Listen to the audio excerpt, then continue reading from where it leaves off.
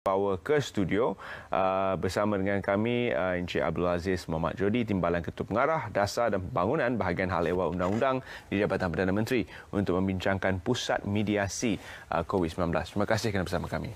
Sama-sama. Sedikit mukadimah mungkin kepada apa yang dimaksudkan dengan Pusat Mediasi atau Mediation Center.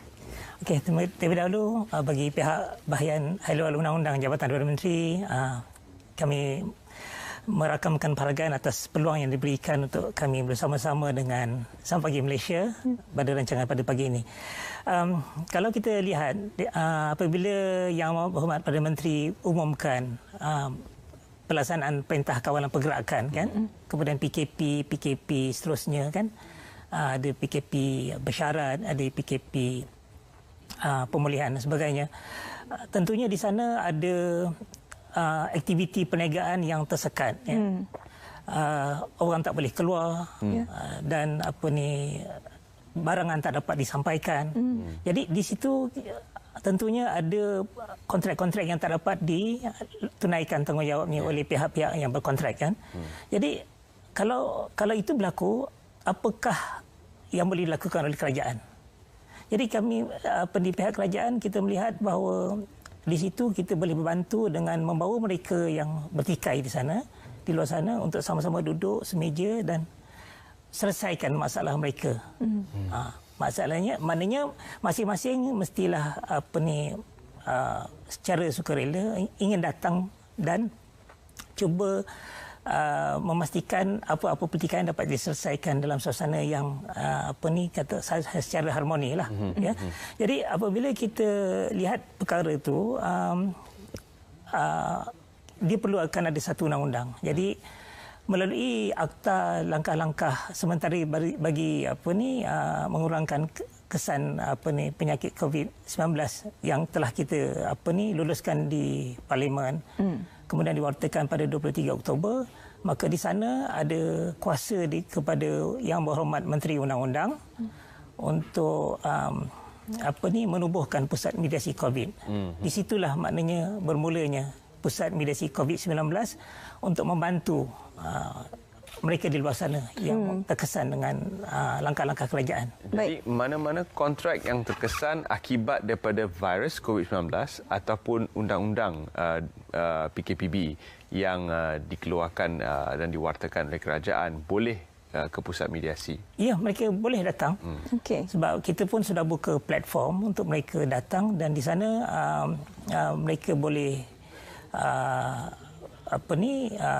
berkomunikasi. Kita menyediakan platform kita, ada dinyatakan di skrin banner yang ada, di mana apa yang penting ialah kita nakkan mereka datang kepada kami. Bila datang tu, kita nak tahu proses ni sebenarnya bagaimana daripada awal. Begini ya, pendekatan mediasi ini sebenarnya satu pendekatan yang unik. Sebab kalau kita lihat negara lain, misalnya di Singapura, mereka juga ada akta langkah-langkah sementara mereka. Tapi di sana apa yang dibuat oleh Singapura ialah mereka menubuhkan satu badan yang separa mahkamah, kuasa judicial power lah. So, di mana mereka mengadakan satu mekanisme di mana mereka wujudkan apa yang dinamakan sebagai penilai, assessor yang akan menilai pertikaian dan memutuskannya. Tapi kita mengkaji perkara ini sebelum kita perkenalkan apa yang kita namakan pusat mediasi. Kita lihat di sana ia bersifat menghukum pihak yang tak dapat, pihak yang dapat. Apa kata kalau kita bawa semua pihak yang bertikai itu ke meja bersama-sama dengan mediator dan mereka cuba selesaikan. Jadi dalam hal ini kita telah adakan kerjasama, perjanjian dengan pihak Badan Peguam Malaysia dan juga pihak Pertubuhan Undang-Undang di Sabah dan juga Persatuan Peguam di Sarawak. Di mana mereka ini akan menjadi pihak yang mengumpulkan para pengantara atau mediator-mediator, di mana dalam pool dari kumpulan mediator-mediator inilah pertikaian-pertikaian itu akan diselesaikan. Kita ada senarai mediator-mediator yang terlatih. yang berwibawa, yang sesuai untuk menyelesaikan apa pertikaian yang dibawa oleh mana-mana pihak yang perlukan bantuan tersebut. Jadi sebelum ini mungkin situasi seperti ini pernah berlaku di Malaysia yang menjadi pusat arbitration ataupun arbitrasi serantau. Ini untuk pertikaian antarabangsa. Tetapi untuk pusat mediasi ini dia lebih bersifat domestik ke? Ya, domestik. Ya. Okey, kalau kita bandingkan, mediasi juga ditawarkan oleh mana-mana pihak, banyak pihak tawarkan mediasi. Tapi yang ini kita berikan ruang dalam suasana yang lebih agak lebih tidak terlalu terikatlah, bukan suasana mahkamah. Kita kalau arbitration center mereka mengenakan kadar yang agak tinggilah, ya. Dan dari sudut situ kita lihat kita nak membantu rakyat.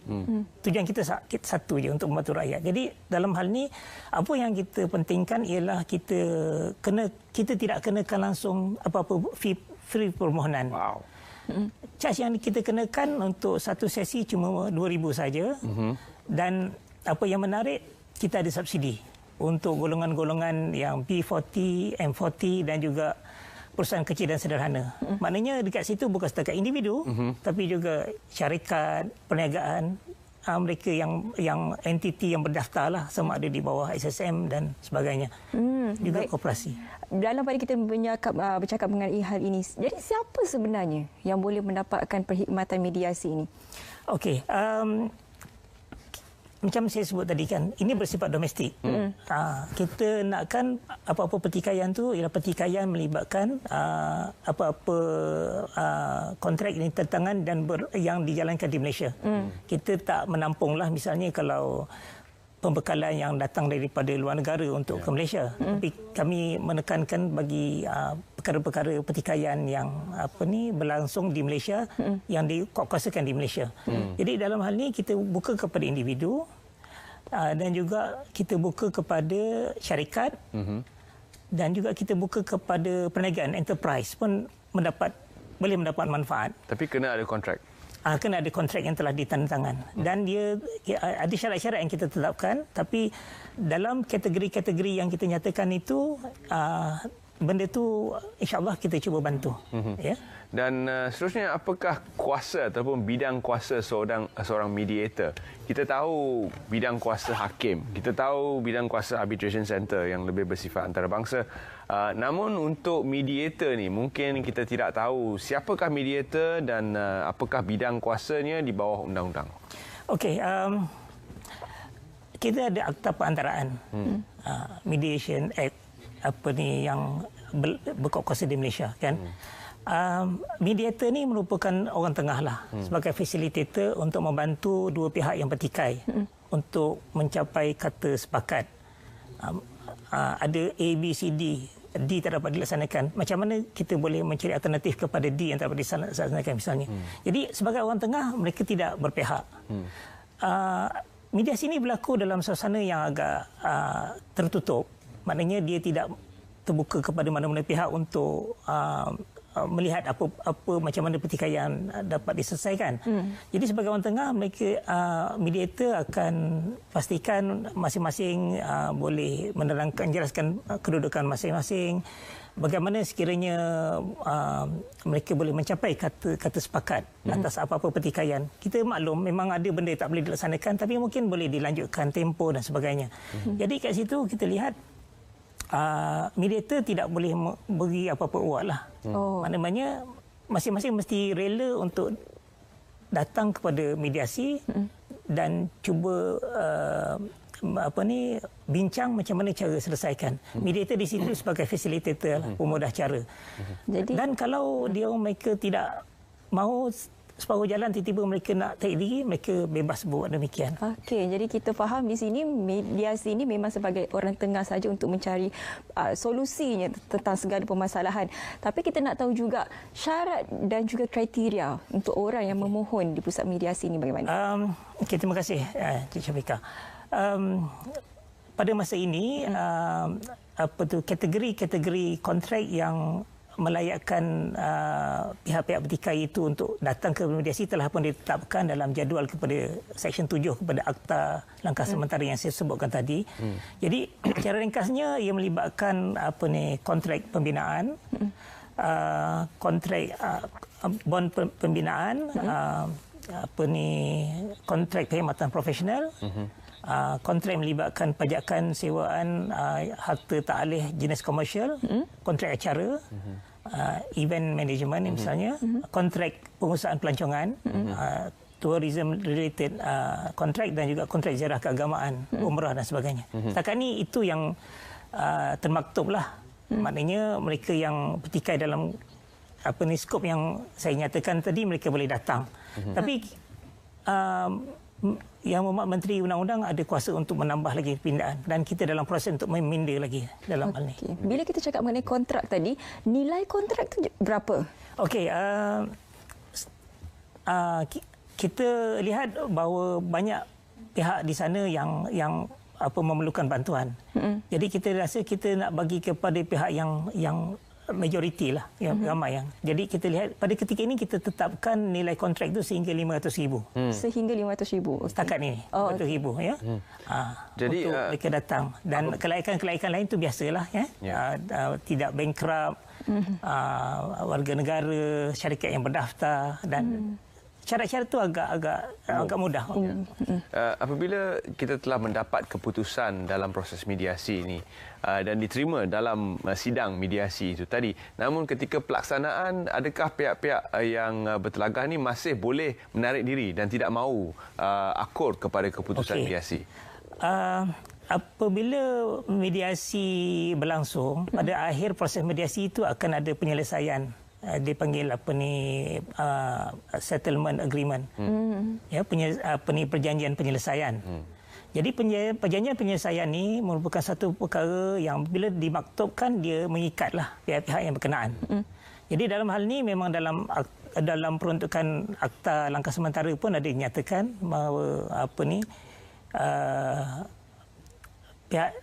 perkara-perkara yang telah diputuskan melalui proses mediasi akan mengikat, dan sekiranya kemudian setelah menentangan satu pihak misalnya nak tarik diri, ingkar, maka pihak yang satu lagi tentunya ada hak untuk membawa ke mahkamah untuk tindakan selanjutnya. Okey. Tapi kita sekurang-kurangnya kita selesaikan tanpa pergi proses mahkamah terlebih dahulu.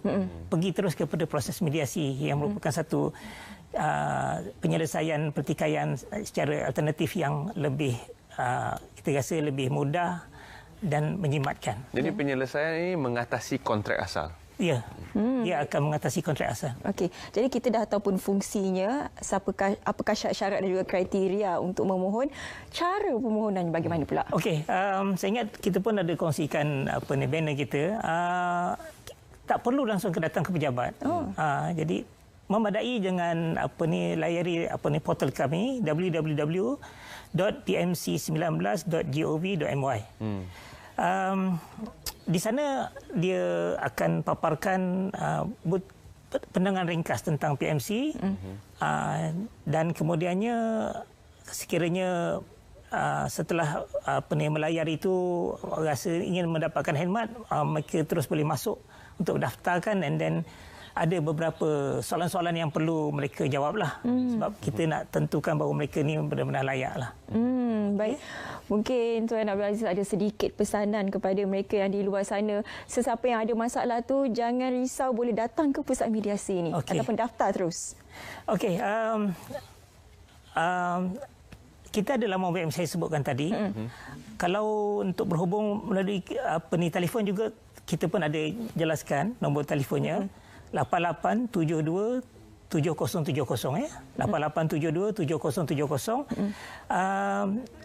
Pusat mediasi ini berbentuk sementara sebab dia dalam Akta Langkah Sementara. Jadi sementara pusat mediasi ini masih terhidang untuk dinikmati oleh rakyat Malaysia di luar sana, rebutlah peluang ini sebab ia bersifat sementara. InsyaAllah dalam 1 tahun kalau kita tak ada keperluan untuk kita melanjutkan, maka kita akan tamat pada akhir tahun hadapan.